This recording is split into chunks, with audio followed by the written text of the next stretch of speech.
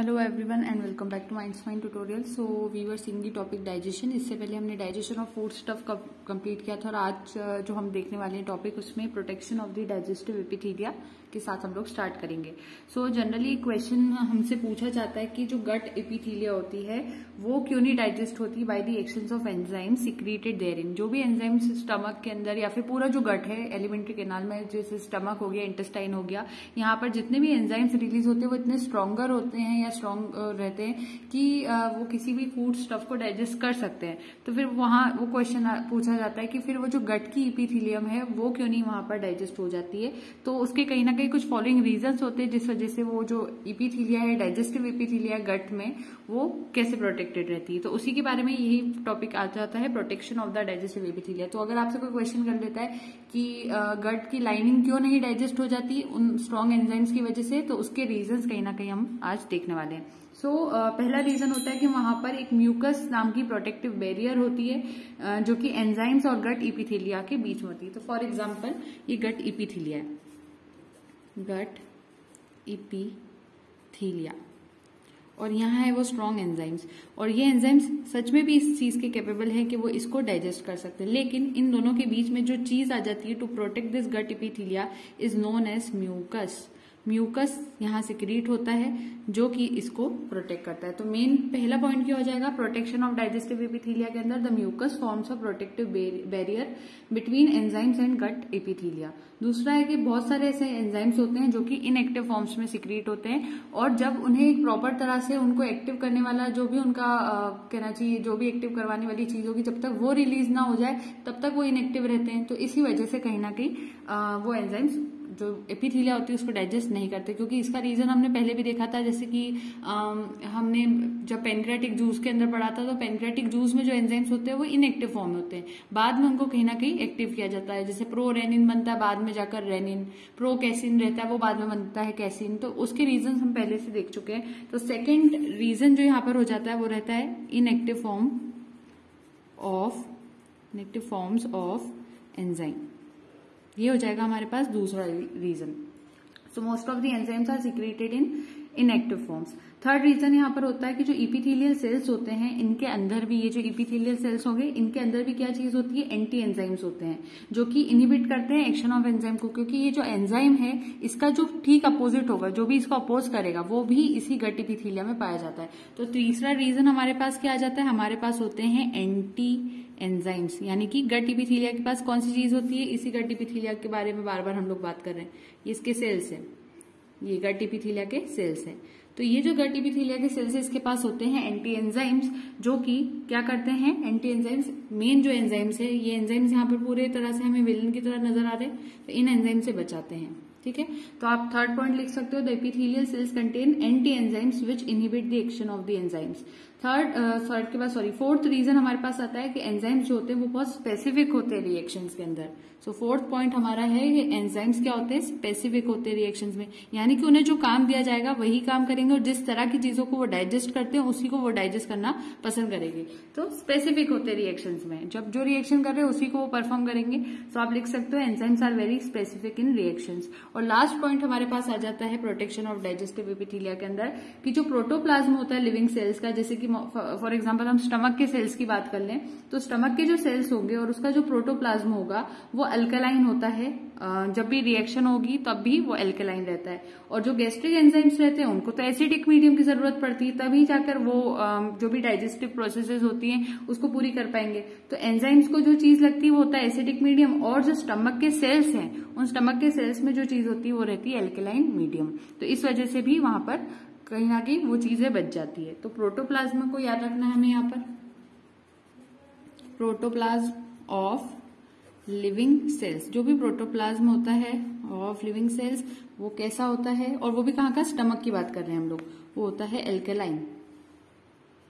और जो gastric enzymes होते हैं, एंजाइम्स, तो मैं एंजाइम्स को यहाँ लिख देती हूँ, एंजाइम्स की जो फेवरेबल कंडीशंस होती है वो रहती है एसिडिक मीडियम। तो एसिडिक मीडियम के अंदर वो यहाँ पर वो कर रहे हैं। तो इस तरह से हम protection of the digestive epithelia के 5 पॉइंट्स को याद रखते हैं। तो ये 5 पॉइंट्स यहाँ पर कंप्लीट हो गए। अब जो हमारा नेक्स्ट टॉपिक है वो डाइजेशन इन कॉर्डेट्स अदर देन मैन है, क्योंकि अभी तक जितना भी हमने डाइजेशन देखा पूरा हमने मैन के ऊपर, ह्यूमंस के ऊपर फोकस करते हुए समझा। अब हम लोग कॉर्डेट्स के बारे में बात करेंगे कि कॉर्डेट्स होते हैं, जितने भी कॉर्डेट्स। अब कॉर्डेट्स कौन होते हैं, तो उसके लिए ऑलरेडी चैनल पे बहुत डिटेल में मैंने कॉर्डेट्स को पढ़ा रखा है। अगर आप उसके वीडियो सेगमेंट देखेंगे लेक्चर फर्स्ट जाते हुए तो सब चीजें क्लियर हो जाएगी, लेकिन फिर भी शॉर्ट में समझ लेते हैं। सो अब हमारा आगे का टॉपिक की हेडिंग हमने यहाँ ले ली है, डाइजेशन इन chordates other than man. Humans के अलावा कॉर्डेट्स में कैसे डाइजेशन होता है। कॉर्डेट्स वो एनिमल्स होते हैं जिसमें जो उनकी एम्ब्रियोनिक स्टेजेस होती है उसमें 4 कैरेक्टर्स होते हैं, मेनली 3 कैरेक्टर्स की हम कह सकते हैं। पहले तो एक तो होती है उनकी पोस्ट एनल टेल, फिर दूसरी होती है उनके अंदर डोर्सल वेंट्रल नर्व कॉर्ड होती है और उसमें फेरेंजियल गिल स्लिट्स पाए जाते हैं। एम्ब्रियोनिक स्टेज में भी हो सकता है या फिर लाइफ की किसी भी स्टेज में वो चीज उनके अंदर हो सकती है, उन्हीं को हम कॉर्डेट्स कहते हैं। इसकी सारी डिटेल्स ऑलरेडी चैनल पर अपलोडेड है, आप उसको चेक जरूर करेंगे। तो ये बात तो यहाँ क्लियर हो जाती है कॉर्डेट्स के बारे में। अब जितने भी वर्टिब्रेट्स होते हैं, अब सारे वर्टिब्रेट्स कौन से होते हैं, कॉर्डेट्स के अंदर ही वर्टिब्रेट्स आते हैं और वर्टिब्रेट्स में 5 तरह से क्लासेस आ जाती है। उसमें कौन कौन सी आती है, एक होता है तो वर्टिब्रेट्स में जो चीजें नहीं कहना चाहिए क्लासेस रहती है वो कौन सी हो जाएगी। पहली तो आप याद रख सकते हो फिशेस, फिशेस के बाद आ जाते हैं एम्फीबियंस, एम्फीबियंस के बाद आ जाते हैं रेप्टाइल्स, रेप्टाइल्स के बाद आ जाती है एव्स यानी कि बर्ड्स, और लास्ट में आ जाते हैं मैमल्स। तो ये तो 5 हो गए, ये आपको याद रखना है। और मैमल्स के अंदर कौन आते हैं, ह्यूमंस आते हैं। अब जितने भी वर्टिब्रेट्स के मैंने नाम लिए, कौन कौन से नाम लिए मैंने, उसको बस मैं यहाँ पर उसके लेटर्स यहाँ लिख रही हूँ ताकि आप उसको चाहो तो नोट कर सकते हो, ना चाहो तो भी वो सफिशियंट रहेगा। तो पहले हमने पाइसेस यानी कि फिशेस की बात की, फिशेस के बाद एम्फीबियंस, एम्फीबियंस के बाद रेप्टाइल्स, उसके बाद बर्ड्स और बर्ड्स के बाद मैमल्स। ये उनके सबके नाम हो गए। तो जितने भी सारे वर्टिब्रेट्स हैं इनके अंदर सारे वर्टिब्रेट्स में except the buccal cavity and the make of intestinal region, इनका जो जनरल प्लान होता है गट का वो प्रैक्टिकली सेम होता है और प्रोसेस ऑफ डाइजेशन और एब्जॉर्प्शन भी सेम ऑर्डर में ही फॉलो किए जाते हैं। ठीक है, तो जो भी डिफरेंसेस होंगे वो हम आगे बात करेंगे, लेकिन बकल कैविटी और इंटेस्टाइनल रीजन के अलावा जो भी जनरल प्लान होता है गट का प्रैक्टिकली सब में सेम होता है, ये आपको याद रखना है। अब डिफरेंसेस की बात करते हैं, तो जो सलाइवरी ग्लैंड्स होते हैं और उनके सिक्रीशन जो होते हैं यानी सलाइवरी सिक्रीशन जो होते हैं वो सारी ही क्लासेस ऑफ वर्टिब्रेट्स में एब्सेंट होते हैं एक्सेप्ट दी मैमल्स।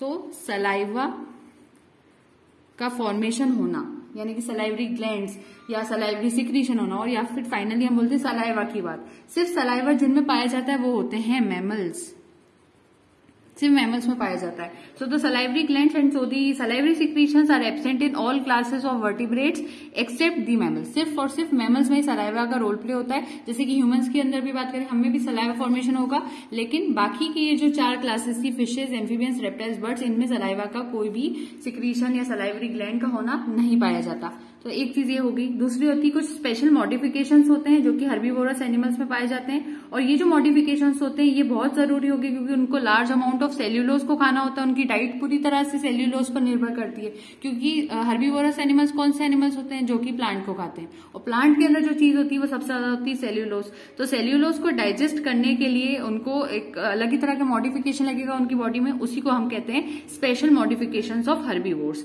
तो हर्बीवोरस एनिमल्स या फिर हर्बीवोर्स जो होते हैं उनके अंदर स्पेशल मॉडिफिकेशन याद रखना है। उसमें पहला तो होता है कि उनमें होती है सेल्यूलेज।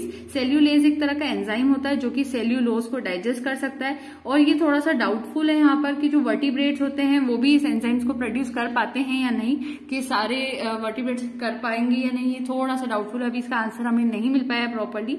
इसके अलावा जो हर्बीवोर्स होते हैं वो बैक्टीरिया के साथ भी पाए जाते हैं, यानी उनमें कुछ ऐसे बैक्टीरिया होते हैं जो कि सेल्यूलेज एंजाइम को सिक्रीट करते हैं, और वो बैक्टीरिया का रोल प्ले भी इनमें बहुत ज्यादा जरूरी होता है, क्योंकि यही बैक्टीरिया सेल वॉल जो होती है प्लांट की उसको डाइजेस्ट करते हैं। क्योंकि 2 तरह के सेल्स होते हैं, एक होते हैं प्लांट सेल फॉर एग्जांपल इस तरह से हम शो कर देते हैं, और एक होता है एनिमल सेल। तो जो प्लांट सेल होता है और एक होता है एनिमल सेल।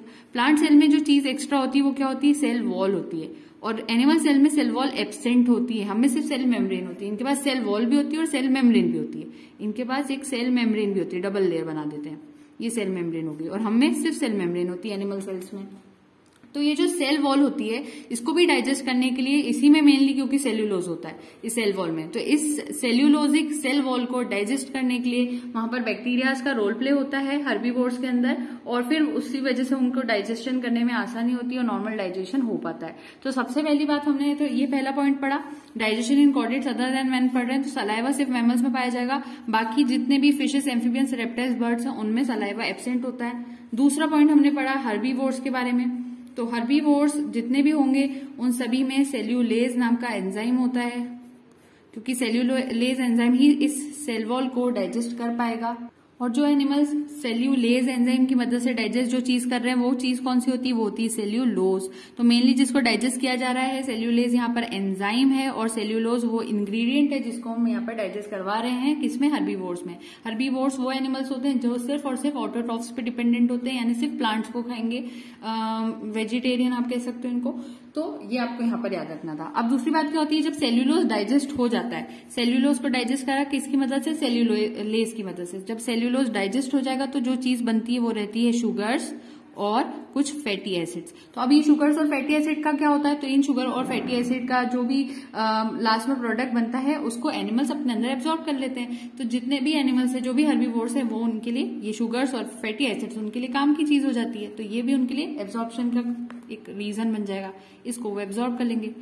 और ह्यूमंस में अगर मैं बात करूं, अगर ह्यूमंस मान लीजिए सेल्यूलोज खा भी लेंगे तो भी वो सेल्यूलोज को डाइजेस्ट नहीं कर पाएंगे। मैंने पहले भी बताया था सेल्यूलोज उनके अंदर ओनली एज अ बल्क काम करता है इन दी डिफिकेशन प्रोसेस, बस उससे ज्यादा कोई रोल प्ले नहीं ह्यूमंस में। लेकिन हर्बीवोर्स में सेल्यूलोज ब्रेकडाउन भी होता है और ब्रेकडाउन होकर शुगर्स और फैटी एसिड भी बनाता है और उनका उनकी बॉडी में एब्जॉर्प्शन भी हो जाता है, इतना हमें पता होना चाहिए। उसके अलावा जितने भी रूमिनेंट्स होते हैं आपको पता होगा, जैसे कि गोट हो गई, काउज हो गए, कैमल्स हो गए, इनके अंदर कुछ मॉडिफाइड स्टमक होता है। कहीं ना कहीं मैं हर्बीवोर्स की बात कर रही हूँ, तो इनको क्या कहते हैं, रूमिनेंट्स कहते हैं, रूमिनेंट्स। तो रूमिनेंट्स जो होते हैं काउस, कैमल्स, गोट्स, इन सब के अंदर एक तरह का क्या होता है, मॉडिफाइड स्टमक होता है। इनका स्टमक जो होगा नॉर्मल एनिमल से थोड़ा सा यहाँ पर हमें अलग देखने को मिलेगा, यानी कि इनमें जो चीज होती है वो क्या क्या होती है, एक होता है पाउच जिसको वो कहते हैं रूमेन, एक एक्स्ट्रा चीज इनमें होती है रूमेन जिसको पाउच भी आप कह सकते हो, इसीलिए हम इनको क्या कहते हैं, रूमिनेंट्स कहते हैं, और इसीलिए इनका मॉडिफाइड स्टमक भी यही कहलाता है। तो यहीं पर फूड जब पहुंचता है तो बैक्टीरियल डाइजेशन यहाँ पर होता है। सो यहाँ पर क्या होता है, बैक्टीरियल डाइजेशन होता है।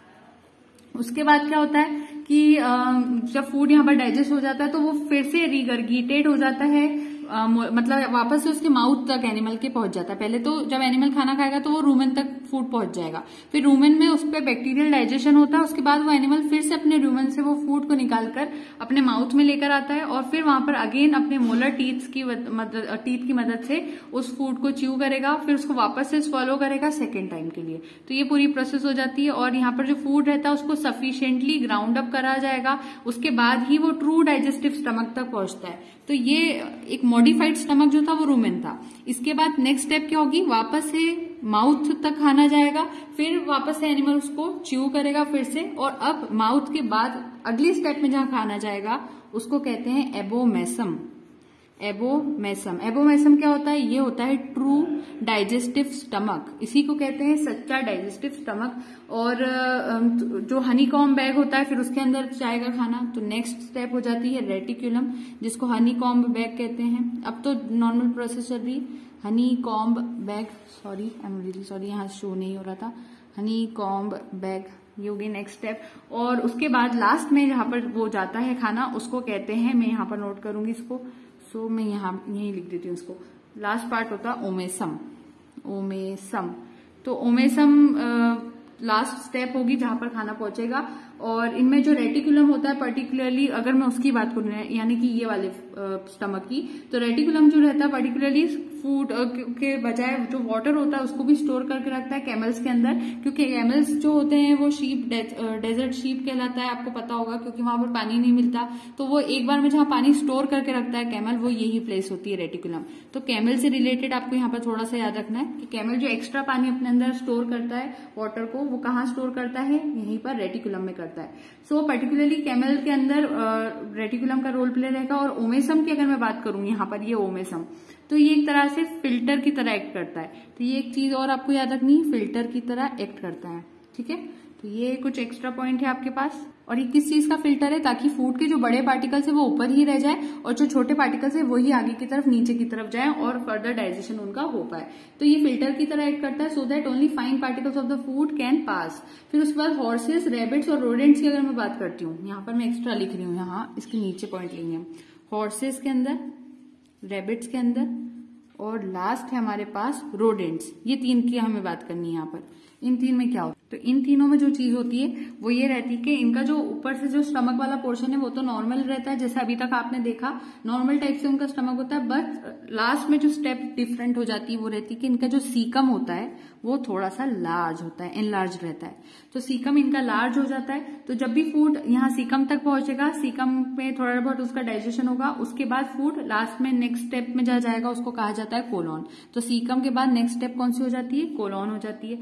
और सीकम में बैक्टीरियल डाइजेशन होता है। एक चीज और याद रखना है यहाँ पर, बैक्टीरियल डाइजेशन, डी लिखना चाहिए, बैक्टीरियल डाइजेशन होता है यहाँ पर। और सीकम इन तीनों के अंदर थोड़ा सा लार्ज होता है, उनमें भी होता है सीकम लेकिन इन तीनों में थोड़ा सा लार्ज होता है, इसलिए ये चीजों को याद रखना है। बैक्टीरियल डाइजेशन होता है सीकम के अंदर, उसके सीकम के बाद फूड जो रहता है वो कोलन की तरफ जाता है। कोलन में वाटर अगर है कहीं फूड में तो वो एब्जॉर्ब कर लिया जाता है। उसके बाद फीसेस जो रहते हैं वो रेक्टम तक चले जाएंगे। तो कोलन के बाद नेक्स्ट स्टेप कौन सी होगी, रेक्टम आ जाएगी।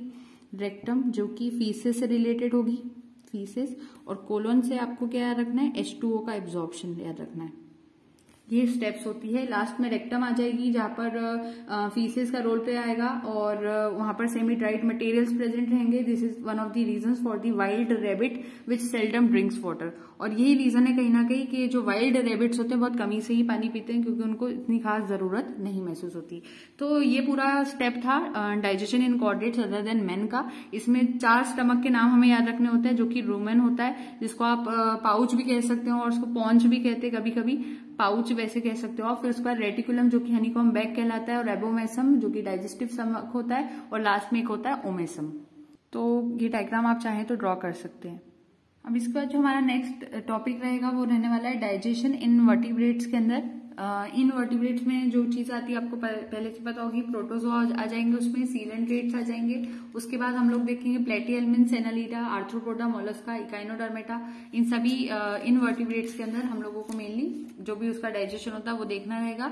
और उसके अंदर हम लोग सिर्फ उसके इंपॉर्टेंट पॉइंट्स को यहाँ पर नोट करेंगे, बाकी जो डिटेल रहेगी उसकी अगर हम लोग जब कंपैरेटिव एनाटॉमी पढ़ते हैं इनवर्टिब्रेट्स की, जब उसमें पढ़ लेंगे। तो ये वाली चीजों के लिए हमें यहाँ पर नेक्स्ट वीडियो सेगमेंट देखना होगा।